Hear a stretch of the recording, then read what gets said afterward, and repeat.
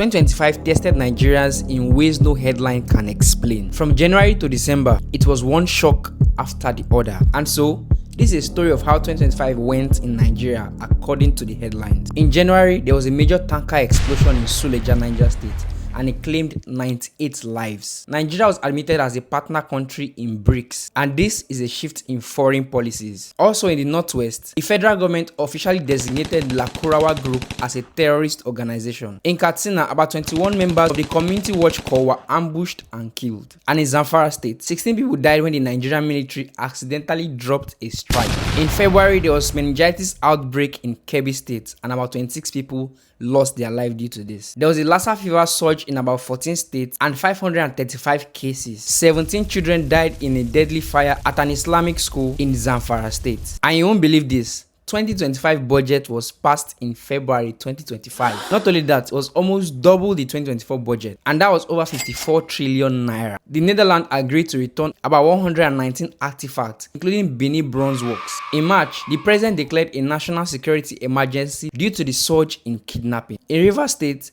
the president declared a state of emergency. They removed Sim 1 and put Sim 2.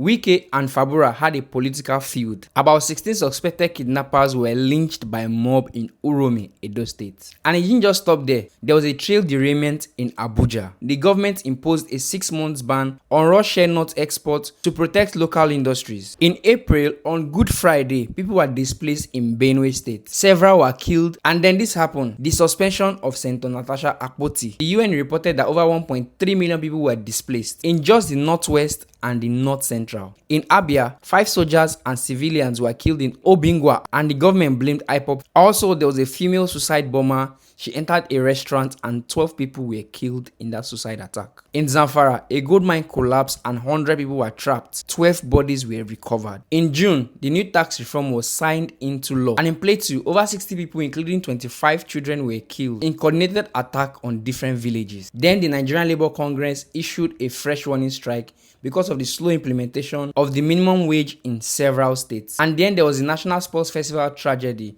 where a bus that was carrying athletes in Ogun State crashed off the bridge and killed 22 people. The Super Falcons won their 10th African title, defeating Morocco 3-2 in the finals. The Senate approved a request by the president to borrow $21 billion in loans. Also in July, the National Association of Nurses and Midwives went on strike because of poor working conditions. There was massive flooding in Niger State and over 100 lives were lost, not counting properties that were damaged and farmlands. In Edo State, a convoy was attacked where about 8 NSCDC operatives were killed and Chinese workers were kidnapped from a Boa cement site. It was in this same month the United States designated Nigeria as a country of particular concern. In September, we saw a hike in the cost of Nigerian passports, increased to about 100k for standard and about 200k for the 10-year booklet. Hilda Bassi was then recognized by the Guinness World Record for creating the largest pot of jollof rice. Then, the resident doctors went on strike. And this strike was nationwide over unpaid allowance. In Bida, Niger State, there was a fuel tanker explosion and 35 people lost their lives.